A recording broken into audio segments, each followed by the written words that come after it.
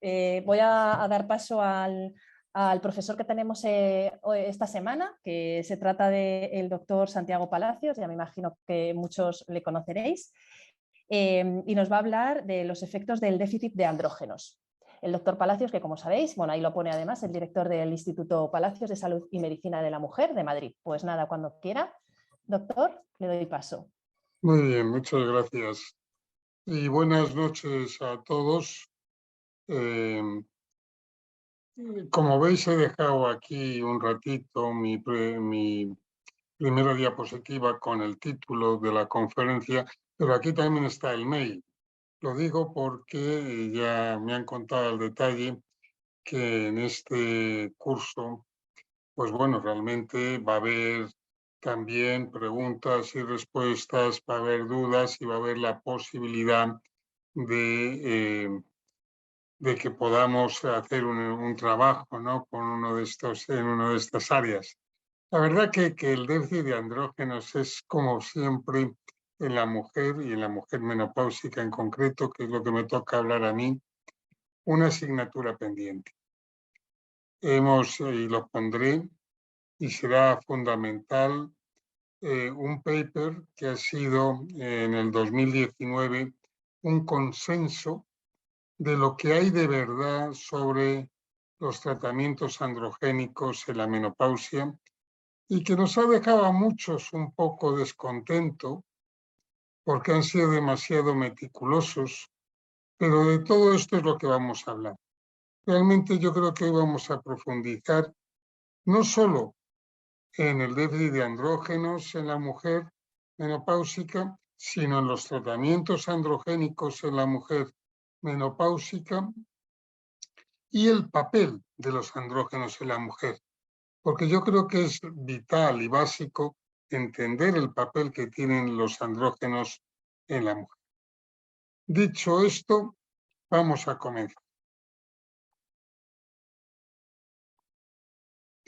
Esta va a ser la agenda. Fíjense que es una agenda abigarrada, importante. Y lo primero, como es lógico, es hablar de los niveles y la producción de andrógenos en la menopausia, dónde y qué cantidad de andrógenos produce la mujer menopáusica. En segundo lugar, es si existe o no, y ya verán que no es tan fácil. Esto es un área en la que realmente hay más futuro que presente, que es el síndrome de déficit androgénico en la mujer. Después vamos a hacer un repaso de todos los tratamientos androgénicos, desde la DHA, la de hidroepiandrosterona, la prasterona, que es la DHA pero vaginal, la testosterona, la tibolona con su componente androgénico y después los productos naturales que aumentan la testosterona endógena, que es la trigonela y la damiana, fundamentalmente, hay más, pero sobre todo, y la que más, sin lugar a dudas, la trigonela. Después, un tema discutido, pero que está ahí, que yo creo que se necesitan muchos estudios e investigaciones, pero muchos de nosotros sí creemos que son los otros efectos beneficiosos de los andrógenos más allá de la función sexual. Efectos secundarios, y después quiero acabar con una diapositiva clara y contundente de cuál es el presente en estos momentos, la realidad, lo que la ciencia avala, apoya, porque la no ciencia, pues bueno, pueden hacer lo que quieran, y el futuro. Miren, lo primero que quiero empezar es situándonos las diferencias en porcentaje de producción de andrógenos entre la mujer premenopáusica, lo de arriba, que lo ven ustedes aquí claramente, y la mujer posmenopáusica. Y lo más importante, fíjense, ¿y esto por qué lo digo? La testosterona, la secreción ovárica en la mujer premenopáusica es un 25% y mucho más, fíjense en este 50%, la conversión periférica. Luego el poder, esto nos habla de que el poder de la producción androgénica, fundamentalmente por la conversión periférica en los tejidos adiposos y muscular, es tremenda. Esto nos hace pensar, ¿verdad?, en el síndrome de ovarios poliquísticos, por poner un ejemplo, y la importancia del sobrepeso y de la obesidad. Y fíjense abajo, la posmenopausia. La producción de la testosterona es de un 50%, aumenta claramente la producción ovárica, disminuye la producción adrenal y disminuye un poco la conversión periférica. ¿Qué nos dice esta diapositiva en esta área? Nos dice cuán importante son los ovarios en la producción de testosterona en la mujer posmenopáusica. Y ahí entraríamos en un debate tremendo, ¿verdad? Y interesante, de que siempre estamos debatiendo, no sé si lo habrán tocado o no, que es cuándo quitar los ovarios a una mujer que la vas a operar el útero. Es decir, si es por debajo de los 45 años, nunca quito los ovarios y los dejo, por encima de los 45 sí, esa es mi opinión. Pero bueno, está a debate y todavía, si quieren, podemos estar aquí 7 días debatiendo, seguro que los profesores simplemente de este curso. Pero que sí, que los ovarios tienen un papel importante. Y por eso la menopáusica quirúrgica tiene menos testosterona libre y es una mujer candidata a sufrir de disfunción sexual o el síndrome de andrógenos, de deficiencia androgénica, del que hablaremos ahora. Luego, esta diapositiva, que sepáis, importante, que nos dice que la mujer posmenopáusica produce donde se produce más testosterona en el ovario, mientras que la mujer premenopáusica en la conversión periférica. Este es el esquema que quería deciros. Fijaros, es verdad que un esquema muy bonito, en que ese ovario, que es muy atrófico, muy lo que quieran, pero es el responsable del 50% de la producción de testosterona. Y si piensan ustedes más allá de la función sexual y piensan que la testosterona, como es una hormona anabólica, por lo tanto puede ser importante para el hueso, puede ser importante para el músculo, puede ser importante para evitar la sarcopenia, ¿no? Luego, sí que es interesante ver esta diapositiva y lo que puede significar, ¿verdad?, de importante en el ovario. Entonces, este mensaje sí quería deciros a todos que ojo con ese ovario posmenopáusico que no producirá estrógenos, pero sí produce testosterona. Y se nos complica la cosa. Se nos complica bastante. ¿Por qué se nos complica bastante?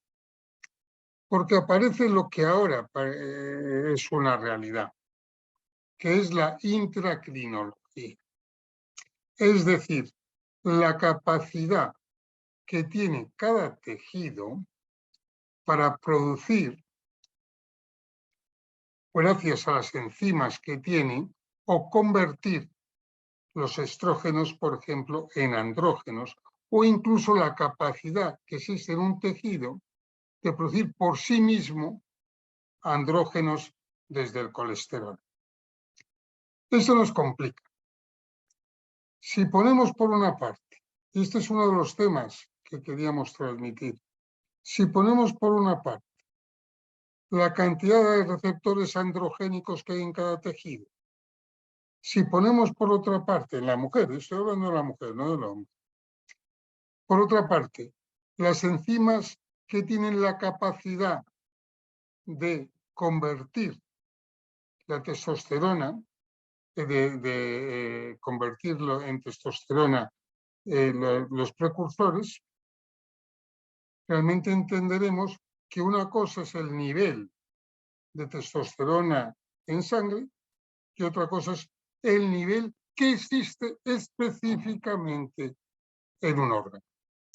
Y este es uno de los temas que la FDA norteamericana pone muchas pegas para la testosterona en las mujeres, porque piensan que faltan datos a largo plazo del riesgo de cáncer de mama, porque una cosa es que no aumente demasiado el nivel en sangre y que esté dentro de niveles fisiológicos, y otra es que la producción específica en el tejido mamario cree o provoque un aumento del riesgo de cáncer de mama, aunque no hay datos en positivo de que lo haya, tampoco en negativo.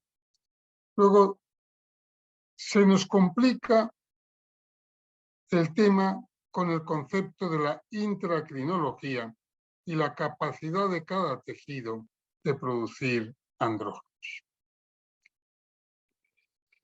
Por otra parte, es muy interesante ver la capacidad, en cambio, de conversión de la testosterona en estradiol o en dihidrotestosterona.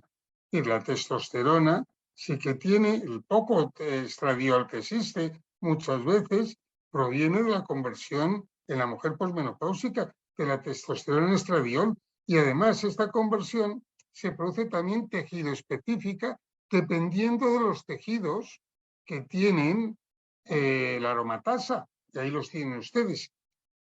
¿Por qué esto es importante? Que es otro tema que no sé si lo habrán dado, pero que me parece curioso. Nosotros decimos, oiga, una mujer es menopáusica hormonalmente cuando tiene por debajo, hay unos que dicen 30 picogramos de estradiol por mililitro, otros dicen 25, otros 20, me da lo mismo. Pero es que no es lo mismo tener 20 que tener 5. La que tiene 20 ya es menopáusica, no tiene la menstruación, está claramente diagnosticada, tendrá una FSH muy alta, pero tiene 20. Y la que tiene 5 tiene 5. Y se ha demostrado que esta diferencia sí se ve, por ejemplo, en la masa ósea. Por lo tanto, la que tiene 5 tiene menos densidad mineral ósea que la que tiene 20. Y seguro que tendrá más sofocos y más atrofia. Luego, la testosterona y su conversión, por otra parte, en estradiol. Esto también habla en favor de que el ovario le dejemos en paz si podemos, ¿no? Y ahí vuelvo al tema de antes, ¿no? Que es tremendamente interesante ver los pros y los contras de dejar los ovarios en una cirugía o no dejarlos, porque claro, también te pueden decir, pero es que dejarlos con poca vascularización, sin el útero, pueden tener más riesgo de torsionarse, de producirse quistes, de producirse cáncer de ovario, claro, porque no lo has quitado, etcétera, etcétera. Y ese es un dilema de ventajas y riesgos que es muy bonito.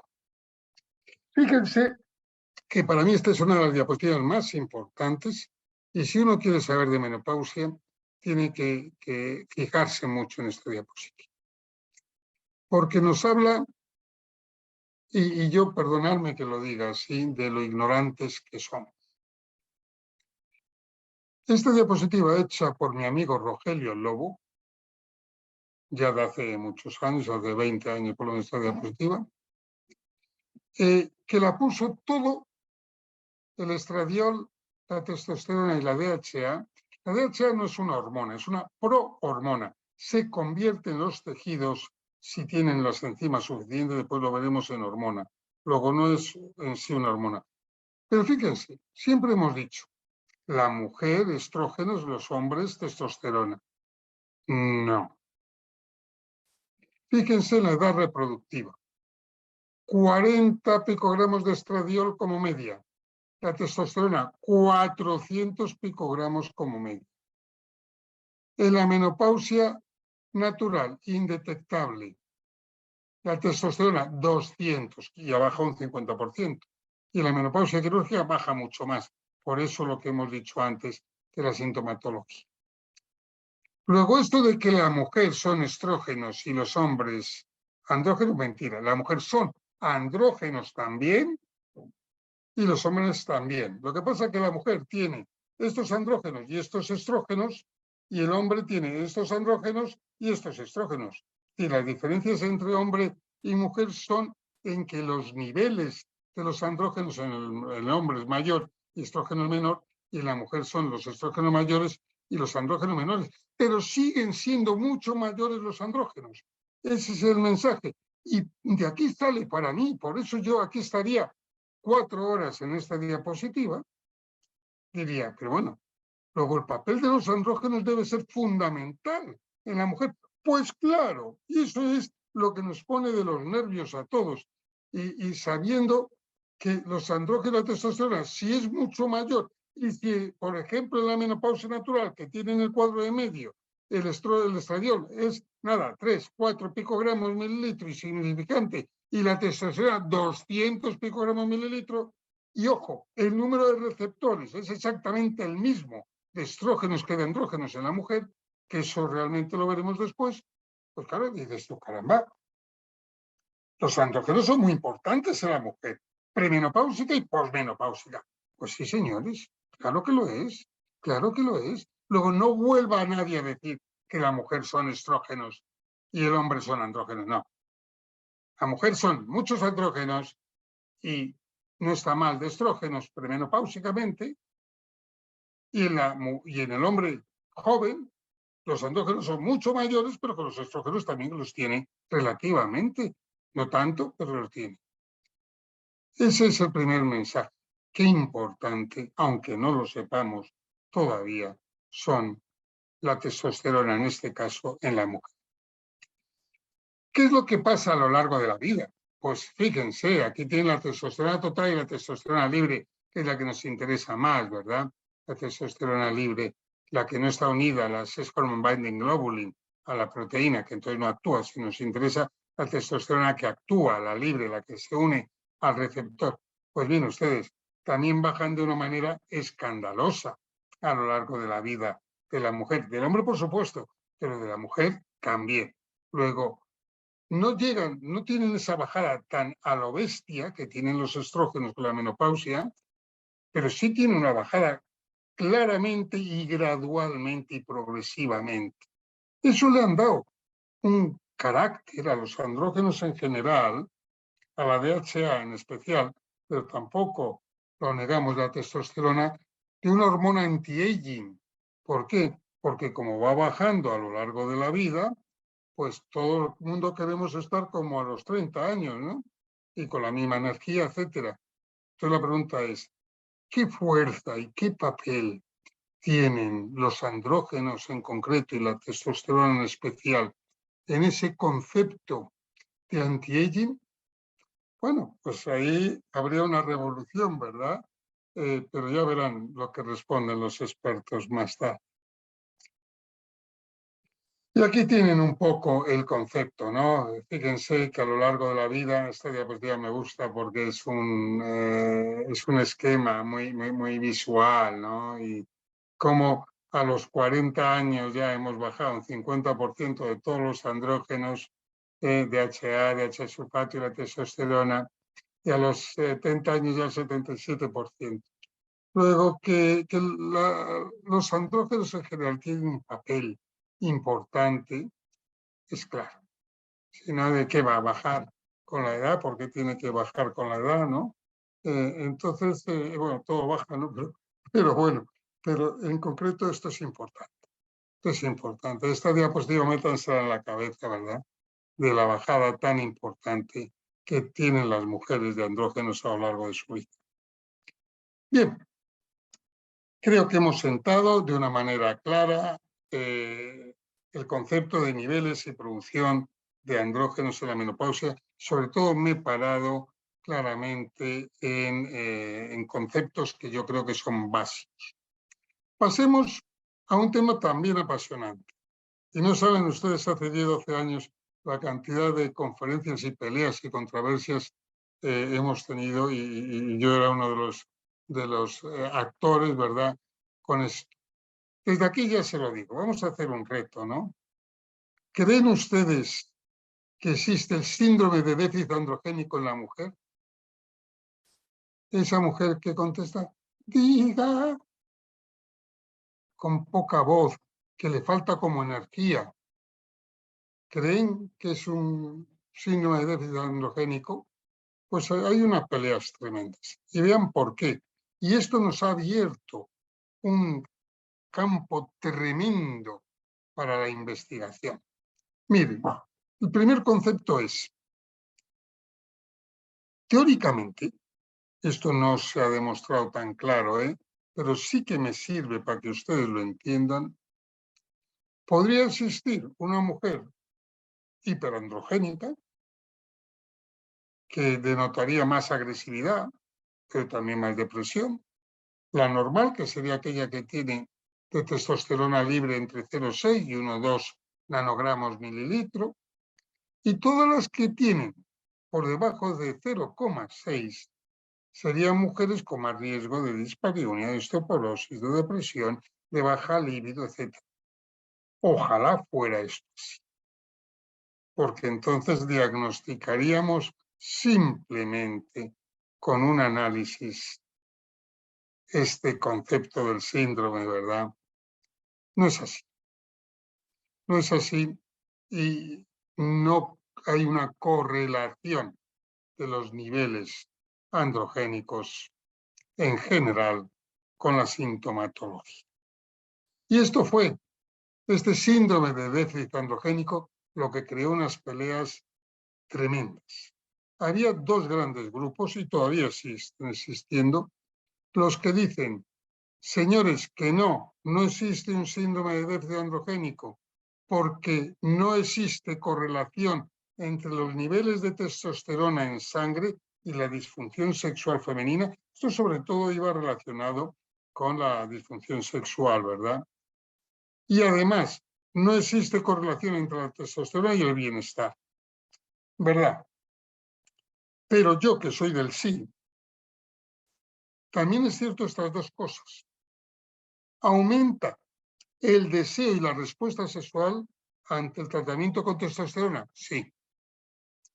Y si yo tengo una mujer con estrógenos y quiere mejorar su función sexual, ¿le añado testosterona, mejora? Sí. Pero la testosterona sí tiene que ver, ¿no? Entonces, estos somos el sí y el no. Esta pelea que tuvimos hace 15 años, 20, tremenda, y que se dilucidó de esta manera. Fíjense qué interesante. La primera, que tenemos unos aparatos todavía no finos para detectar la sensibilidad de los cambios y de los ritmos diferentes que existen con la testosterona. La testosterona varía con el coito en la mujer, diurna, nocturna, con ritmos, con estaciones. Es tremendamente variable. Luego, la determinación de un momento dado no me sirve.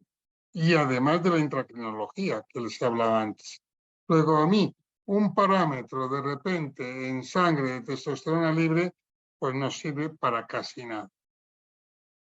Esa producción intracelular, los biorritmos, todo esto comprendimos ambas partes, que era importante, además publicado en el Lancet en el 2007, es decir, que no es una tontería.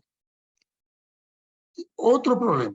Oiga, la testosterona es verdaderamente lo que habría que medir, o sería mejor la androstenediona, alguno de sus metabolitos.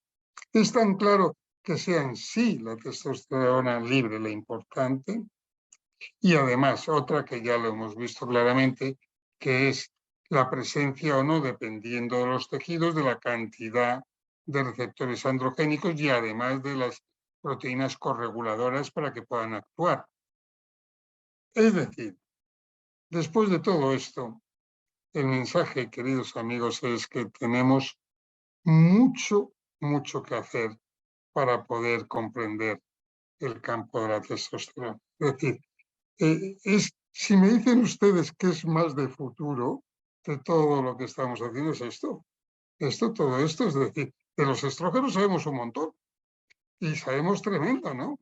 Pero de realmente los andrógenos en la mujer, caramba, qué lagunas tenemos, ¿verdad?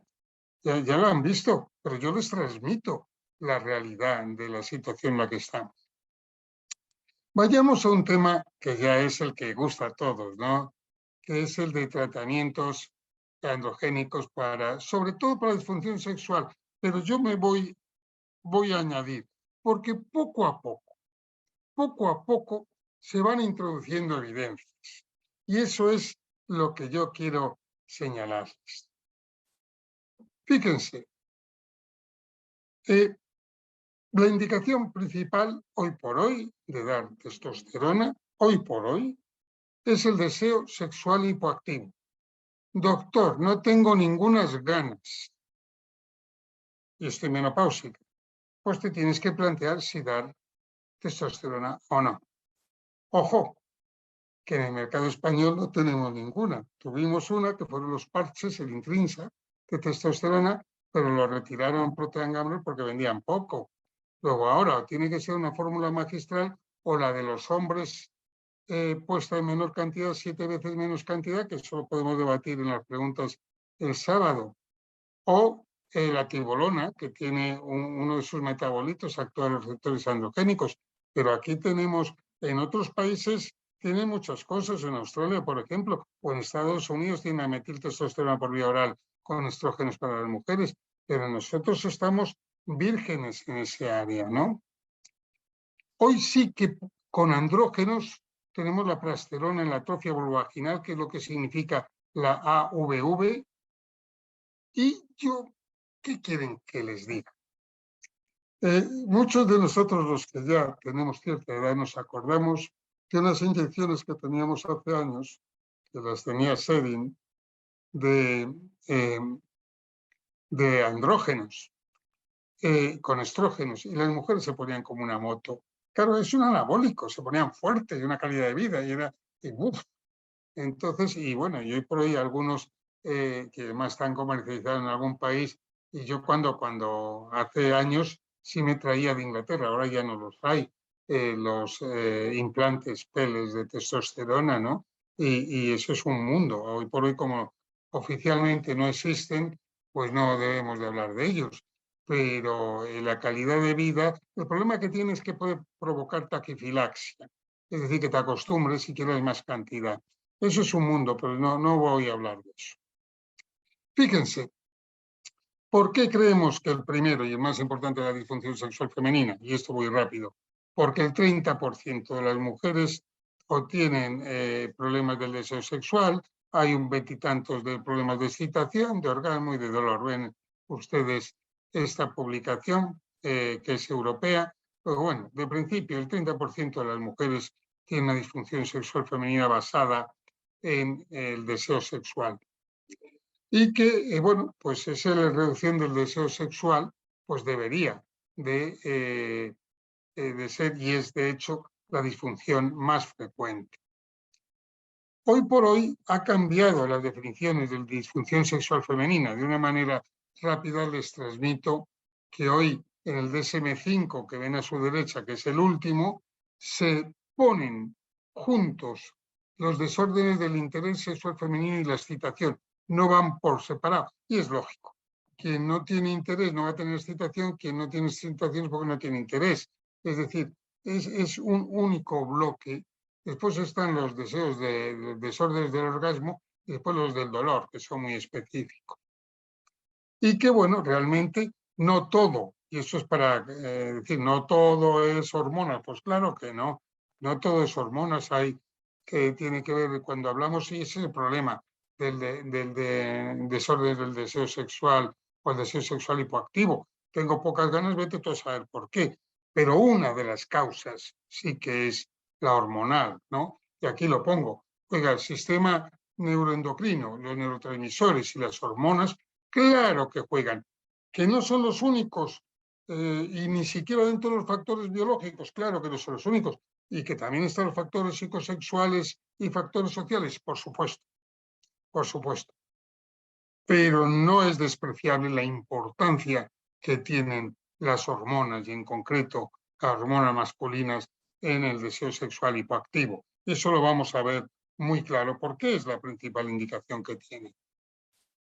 El diagnóstico, ese es el tema que tenemos y es uno de los temas que vamos a ver. No se hace con determinaciones hormonales, simplemente es por cuestionarios. Luego, y eso está aceptado por la FDA y por la Agencia Europea del Medicamento. Y son unos cuestionarios que son muy claritos. Hay dos tipos de cuestionarios. Unos que pueden ser simplemente preguntando, oiga, ¿ha notado algún cambio en el deseo? Sí, no, mucho, tal cual. ¿Y esto le preocupa? Sí, con eso me vale. Pero en general, cuando uno hace un trabajo, tiene que haber dos tipos de cuestionarios. El cuestionario en el que demuestra de los últimos 2-3 meses que ha tenido bajo el deseo sexual que tiene. ¿Ha tenido ganas de tener relaciones sexuales? Nunca, siempre. ¿Me he sentido descontenta por mi poco interés por sexo? Pues nunca, siempre. Y así progresivamente. Es decir, demostrar con un cuestionario que tiene bajo el deseo sexual. En la práctica clínica no hacemos esto, sino la paciente directamente te dice, uy, por cierto, doctor, mi líbido y mis ganas son una porquería. Y con eso te vale. Pero la segunda, que es muy importante, que es lo que exigió la FDA, es que esa pérdida de las ganas se acompañe de que eso te preocupa, porque te gustaría tener más. Porque a la mayoría de las personas con la edad dice, ¿tiene ganas de tener, tiene deseo sexual? No. ¿Y le apetecería tener más? Tampoco. A mí déjeme en paz, que estoy tranquilo, ¿no? Entonces tienes que tener bajo el deseo sexual y ganas de que eso, y que de eso te preocupe porque tienes ganas de tenerlo bien. Eso es lo que se llama desorden del deseo sexual hipoactivo. Tengo pocas ganas y me gustaría tener ganas. Bien, y entonces vamos a eso. ¿Qué tratamientos tenemos hoy por hoy? ¿Y qué posibilidades?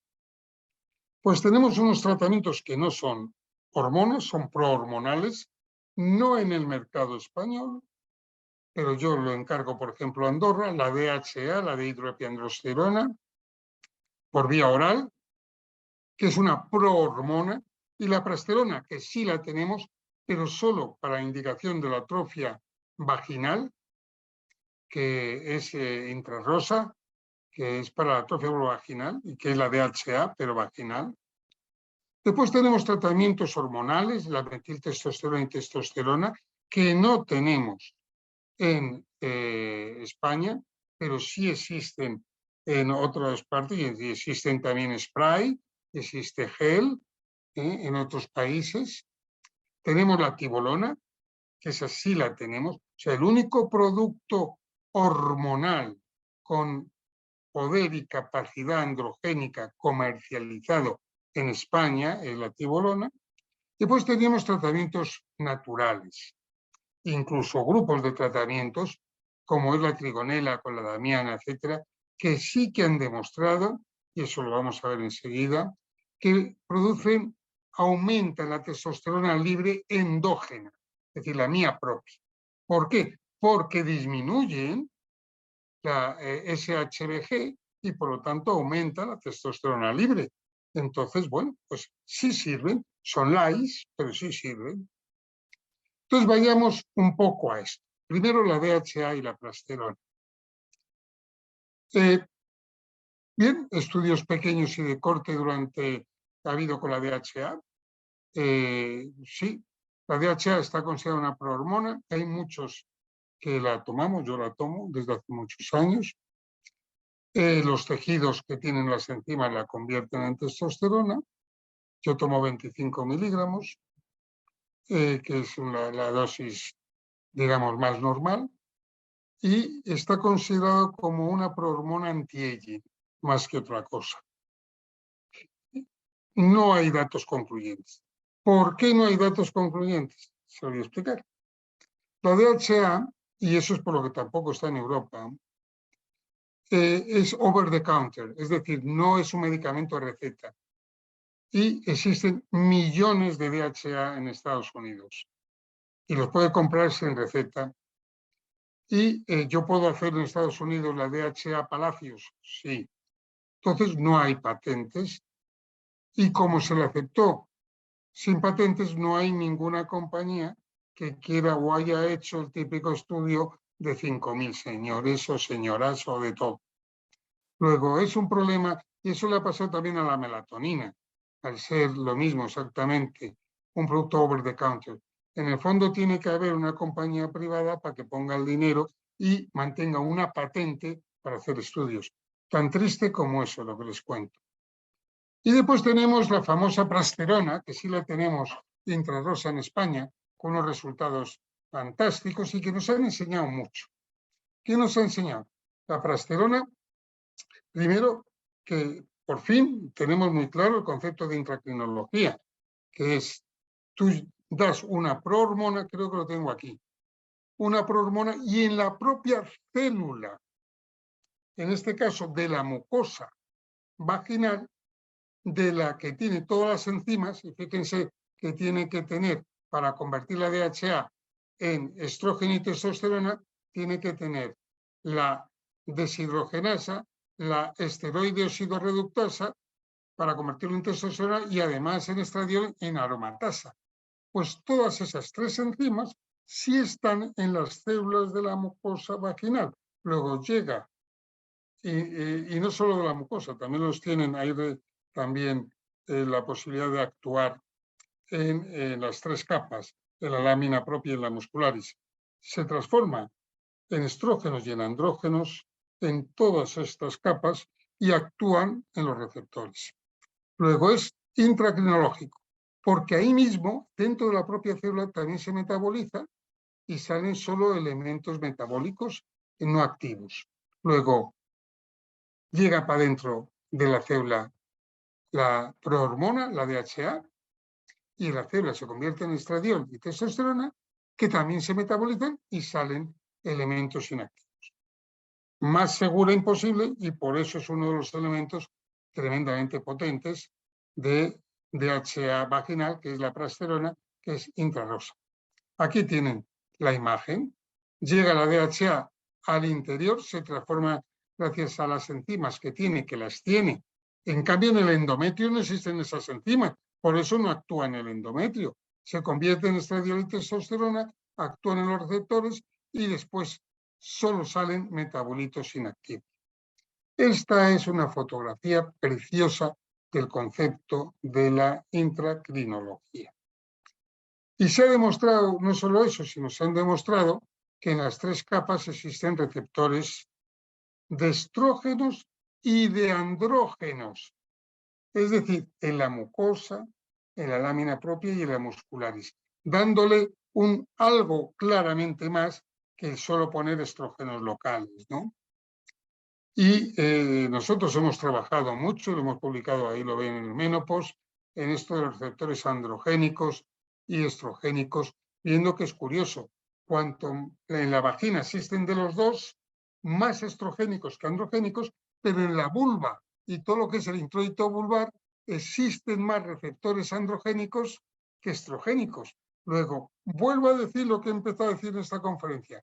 Caramba, qué papel tan importante deben de tener los andrógenos en la mujer, no solo porque son más o tienen más cantidad que los estrógenos, sino que hay los mismos receptores estrogénicos y androgénicos, por ejemplo, en el cerebro, todo el cerebro hay los mismos, la misma cantidad, y que en la vagina, por ejemplo, en la vulva hay más androgénicos que estrogénicos, y en la mucosa hay más estrogénicos que androgénicos, pero hay ambos. Luego, realmente es apasionante, es un mundo apasionante, ¿verdad? Este es uno de los trabajos que dice cómo se demuestran que existen receptores androgénicos y estrogénicos en el capuchón del clítoris, en el introito vaginal, en el labio menor, en el labio mayor. En fin, es uno de mis estudios más importantes realizados. Y aquí lo tienen. Ahora estoy analizando que si los receptores androgénicos que existen en los vasos sanguíneos de la lámina propia, en la vagina, aumentan el flujo vaginal cuando yo doy infrarrosa, ¿no? Y sí, ya les puedo contestar que sí, pero tengo que publicar, estoy en aras en eso, con este que es un Doppler, un láser Doppler, poniéndolo justamente, como ven ustedes, lo estoy poniendo en el introito, dentro de la vagina y en el clítoris. Bien, vayamos a la testosterona, que es nuestra princesa, ¿no? La hormona importante. Y miren, esta es la diapositiva y me voy a detener. Y copien ustedes esta, cópiensela, porque aquí les va a caer de todo y aquí les voy a decir de todo y aquí lo que quieran todo. El trabajo más importante que les decía yo al principio de la charla es, donde lo tienen en verde, el consenso global que ha habido del papel de la testosterona en la mujer menopáusica. Lo tienen free, se lo tienen que leer. Aquí está lo de la página y media que tienen que hacer. En el Journal Clinical Endocrinology Metabolism de 2019, octubre 104, 10, 4660, 4666. Aquí está la realidad de lo que se piensa ahora. En algunos puntos yo no coincido, que conste que no quiere decir que esto sea el Santa Santoro, ni hay muchos que hemos criticado, y no solo yo, sino bastantes. Aquí figura la primera, Susan Davis, que es una buena amiga mía, endocrinóloga de Australia, que se ha dedicado toda la vida a trabajar esto, y que ha querido, ella es la que ha publicado más de andrógenos, pero aquí ha querido ser más papista que el Papa y por lo tanto ser tremendamente rigurosa. Pero se lo quiero resumir porque hoy esto sería la medicina basada en la evidencia, la más importante. ¿Estemos de acuerdo o no? Lo primero, no hay indicaciones claras del tratamiento con testosterona en la mujer. Menuda torta, ¿verdad? Segundo, a la derecha, se usa fuera de indicación con compuestos hechos por tu tal, o de hombres con modificación de dosis. Sí, claro. La mayoría de todos nosotros lo que hacemos es o una fórmula magistral que lo hagan, o coges la de los hombres que se llama Testogel, que es lo de un día en sobrecitos y lo divides en 7 partes, otros lo dividen en 10 y que la señora se lo ponga aquí cada día. Luego, un sobrecito que se pone el hombre, la mujer le sirve para 7, 10 días. En azul, es la única evidencia que existe, según este consenso, es para tratar el trastorno del deseo sexual hipoactivo. Que si tienes a una mujer que se queje de poco deseo, sí se lo puedes dar, sí tiene una indicación. Y sin embargo consideran que hay insuficientes datos para apoyar otras indicaciones. Solo deseo sexual hipoactivo. Y los 4 puntos más gordos de esto es: no existen eventos adversos severos. Oiga, pues eso ya es muy importante. O sea que me quedo ya relativamente tranquilo.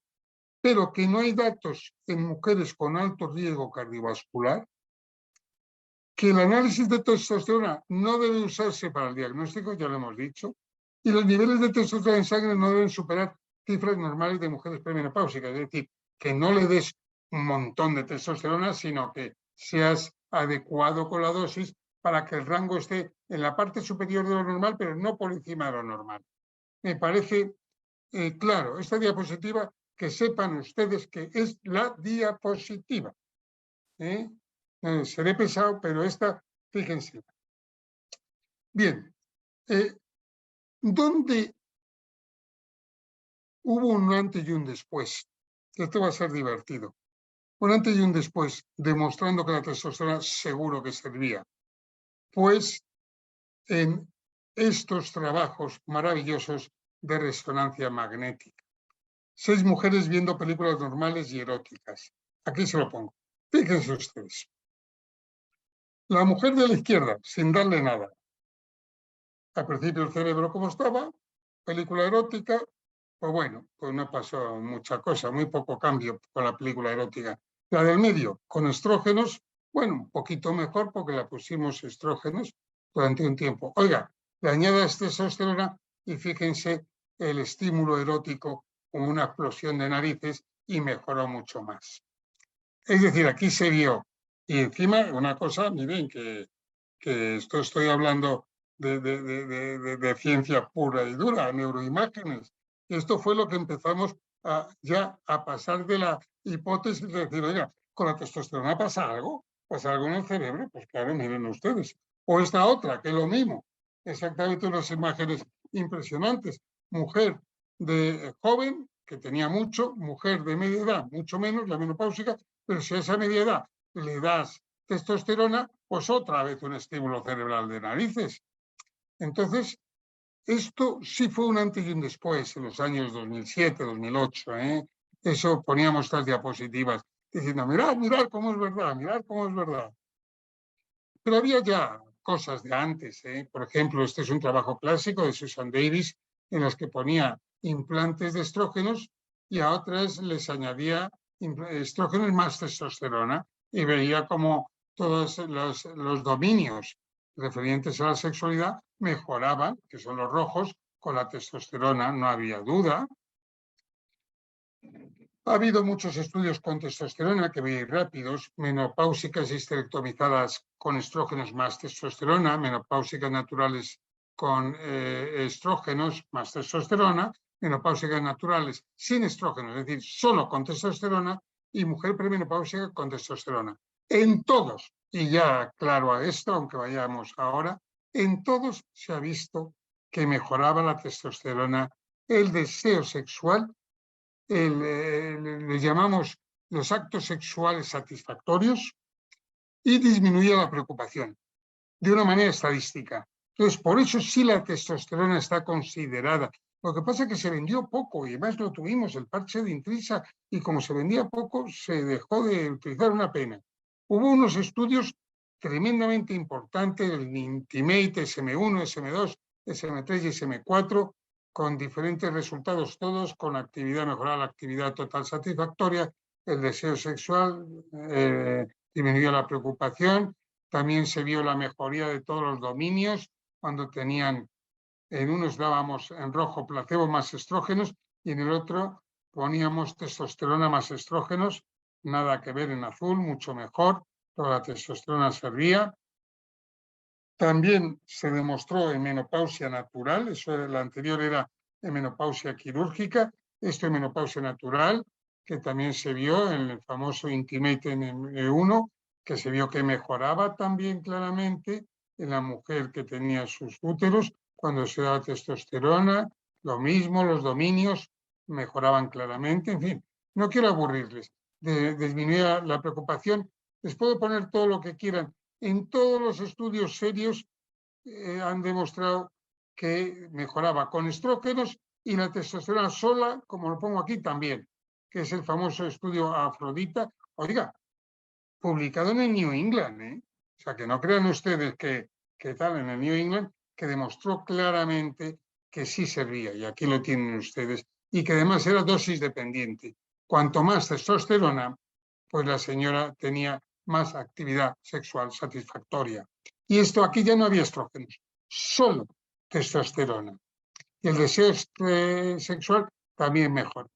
Luego, realmente, lo que no entendemos es por qué no tenemos, y eso es una verdad, testosterona en dosis razonables y que vuelva a estar o el parche, los comprimidos o el gel o lo que le dé la gana, ¿no? Y la mujer premenopáusica también lo demostraron en este estudio, que también importante, que demostró, fíjense ustedes, la diferencia del negro de abajo del placebo con el azul, que fue el que demostró mayor actividad, que multiplicaba por 2 o 3 los eventos satisfactorios. O sea que claramente también, no solo en la posmenopáusica, sino en la premenopáusica también. Bien, ¿qué es lo que pasó? Que eso sí quiero aclararlo. Bueno, pues lo vamos a ver ahora, que después cuando tengamos que hablar de los efectos secundarios. La tibolona. Para mí la tibolona, saben ustedes que es, bueno, un gonadamimético, un producto de síntesis, y que lo que se pasa es que se metaboliza en 3 tipos de receptores, y uno va a los estrógenos, otros a los andrógenos y otros a los gestágenos. Y el de los andrógenos tiene una actividad muy clara desde hace muchos años, androgénica, que mejora la función sexual. Tengo el orgullo de decir que fui yo y mi grupo el primero que demostró que mejoraba la sexualidad. Después ya ha habido muchos. Esto lo demostramos ya en 1995.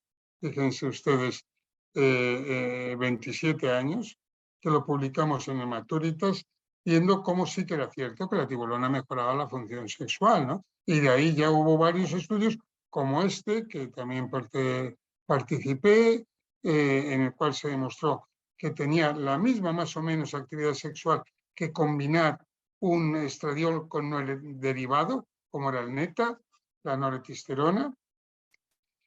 Y finalmente sí quiero hablarles de una manera rápida de los productos naturales, que también lo tenemos en el mercado, ¿verdad? La combinación de ellas, el Livicare, ¿no? Es la combinación, lo que se ha hecho en este producto que a mí me parece inteligente. ¿Por qué? Porque han combinado tres productos que son los que más han demostrado que actúan a nivel, y que hay papers ya de hace tiempo, ¿verdad?, que han mejorado la función sexual, que es la trigonela, el tribulus y la damiana, junto con un vasodilatador que aumenta el flujo sanguíneo, que es el ginkgo biloba. Entonces, parece que han sido inteligentes en conseguirlo, pues la unión de todo ello. A mí, desde luego, con gran diferencia, el que más me gusta es la trigonela, porque es el más potente para aumentar la testosterona libre, ¿no?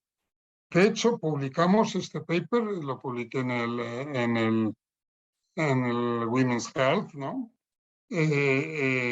Hace, pues no sé, 4 años o 5, que es un estudio precisamente de Livicare, demostrando que mejoraba la función sexual, el FSFI, el score de una manera significativa, tan solo y tan pronto como a los 2 meses, que demostró que también mejoraba todos los diferentes dominios, que era muy importante, y este es el punto, claramente, porque este es objetivo, porque todos los cuestionarios, pues, bueno, pues todo el mundo sabe que son objetivos de la señora, ¿no?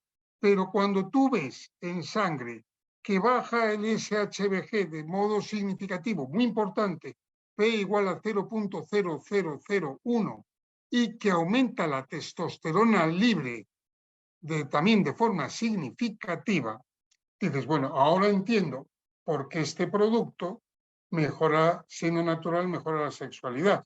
Luego es un producto que lo tenemos en España, igual que la tibolona, y que por lo tanto, bueno, a tener en cuenta si uno quiere al principio comenzar con un producto nutracéutico, ¿no? Con ningún efecto secundario y que por lo tanto se pueda administrar. Bien, voy a ir rápido en esto porque he visto que me he pasado el tiempo. Otros efectos beneficiosos. Yo estaba totalmente esperanzado que esto con la testosterona como un anabólico tenía que mejorar la masa muscular, la energía, etcétera. Y sí, pero han visto ustedes que en el consenso dicen que todavía no hay justificación. Pues no hay justificación. Pero yo les voy a dar unas pinceladas. Uno, hay datos que mejoran claramente el bienestar y publicados en el New England, sí, desde el 2000 con testosterona. Hay datos también en el menopause, en varios papers, que mejoran la vitalidad, el bienestar, etc. Sí que los hay, y importantes, pero no lo han considerado.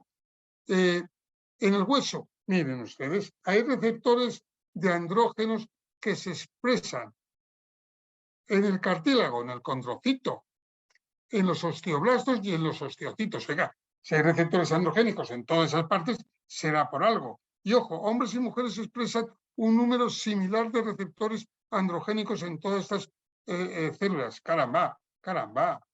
Y aquí tienen que, bueno, yo no quiero meterme con esto, pero hay muchas razones para saber el papel importante de los andrógenos en la masa ósea de las mujeres. Lo tienen aquí, fíjense. Testosterona libre y densidad mineral ósea en la columna lumbar. Cuanto más, más hueso. Miren qué bonito, Maturity del 2004. Y aquí también lo tienen con la DHA, también lo tienen con la DHA, que no crean que solo es con la testosterona. Aquí, densidad mineral ósea en la columna lumbar y también en la cadera, que aumenta con la testosterona, que aumenta con la testosterona. Aquí lo tienen ustedes muy bonito en diapositiva. Estrógenos más testosterona, estrógenos solos. Pues mejor estrógenos con testosterona, la densidad mineral ósea. Aquí también lo tienen con implantes de estrógenos, con testosterona, lo mismo. Y otro punto, la masa grasa y la masa magra. Claro que hay datos en el Journal Clínica de Endocrinología y Metabolismo diciendo, oiga, la testosterona aumenta la masa muscular, por lo tanto la masa magra y no la masa grasa, porque es un anabólico. Claro que es un anabólico. Qué curioso. Si tú eres deportista, ya me da lo mismo que ser menopausia, que te estás tomando testosterona, no te dejan participar porque es un anabólico, porque aumenta la masa muscular, pero sin embargo no tiene indicación. Vuelvo a decir, aquí hay una laguna de futuro preciosa, ¿verdad?, para investigar y para estudiar. Pero ¿cuál ha sido el problema? Y en eso sí que me sumo yo. Ese es el problema. El problema es que tenemos datos bonitos a corto plazo. Corto plazo es un año. De que en un año, cuando das testosterona, no pasa nada. Los efectos secundarios son mínimos. Aquí lo tienen o prácticamente nulo. Todos estos son los estudios que se hicieron con el parche intrínseco de testosterona. Todos esos estudios. No existía. ¿Por qué? Porque sí que conseguía, lo bonito del parche era que conseguía niveles altos dentro de la normalidad, nunca suprafisiológicos, que es uno de los temas. Pero, sin embargo, la FDA no aceptó este parche. Sí lo teníamos en Europa, pero no en Estados Unidos. Porque dicen y siguen diciendo, y ese es el punto negro de los andrógenos, que no existen datos a largo plazo que demuestren la seguridad cardiovascular y de la mama. Luego, esos dos problemas que tenemos es, hasta que alguien no haga un estudio a 3 años, de 3 años a más, en un número importante de mujeres y que vea la seguridad en mama y cardiovascular, por eso tiene que ser un número importante, no va a aceptarse libremente. Y eso no tiene pinta de que sea por ahora para nada. ¿Por qué? Porque ya es over the counter la testosterona. ¿Quién va a invertir miles de millones? Por tanto, no, nada. Esto está muy difícil en ese concepto.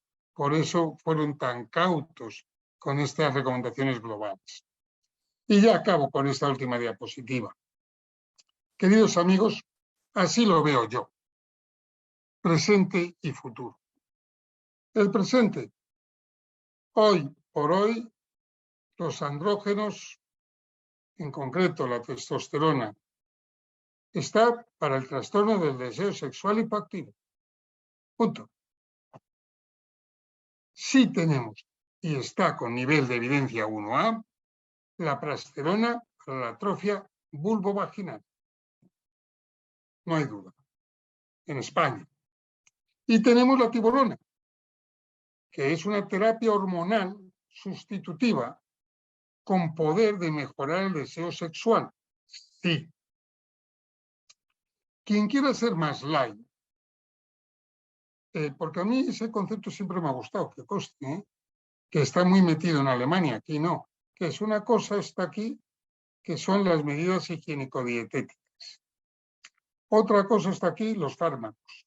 Y en mitad está toda la nutracéutica, que oiga, si en 3 meses va bien, pues ya no hace falta dar el fármaco. Y si no va bien 3 meses, no es suficiente, le dices a la paciente que venga y le mandas el fármaco. Entonces, por probar un producto nutracéutico, siempre están encantadas y en un 60% funciona. Luego, por lo tanto, ¿por qué no? Y aquí tenemos nosotros, pues eso, ya lo hemos dicho, los 4 de estos productos, pero vamos, yo destaco la trigonela y la Damián, Libiquer. ¿Cuál es el futuro? Pues el futuro pasa por los dos conceptos. Sobre todo, lo resumo en uno. Largo plazo. Necesitamos datos a largo plazo publicados. Más de 3 años en seguridad, en eficacia también, pero en seguridad sobre todo. En el momento que tengamos la seguridad, y estoy convencido, porque yo una vez hice una revisión de lo que había de la testosterona en cáncer de mama y no hay nada en negativo, tampoco en positivo, y que te garantice la seguridad, pero no que hay ningún trabajo que haya demostrado claramente que aumenta la cantidad de cánceres. Luego, esta es nuestra asignatura pendiente, pero no por ello, y ya con esto acabo, se nos quita de la cabeza de que si la mujer tiene más andrógenos que estrógenos en la premenopausia y en la posmenopausia más aún, que si tiene el mismo número de receptores androgénicos que estrogénicos en todo su organismo, es porque tiene algo que decir la testosterona y los andrógenos y es importante. Que no lo sepamos todavía es una cosa, pero que está claro que es importante porque la fisiología y la anatomía no engaña, está claro. Muchas gracias, les he dejado muchas cosas ahí, ¿verdad?, para el sábado. Pues yo espero que el sábado todos profundicemos y ahí estamos. Muy Muchas bien. gracias a todos. Muchas gracias, doctor, por la clase y efectivamente el sábado a las 10 de la mañana pues ya tendremos la tutoría, que veo que hay gente que está planteando alguna duda, pero bueno, la retomamos para el sábado en esa tutoría para poder resolver y comentar ya todas las dudas y comentarios que haya. Nos vemos el sábado. Gracias, chao. Hasta luego, chao.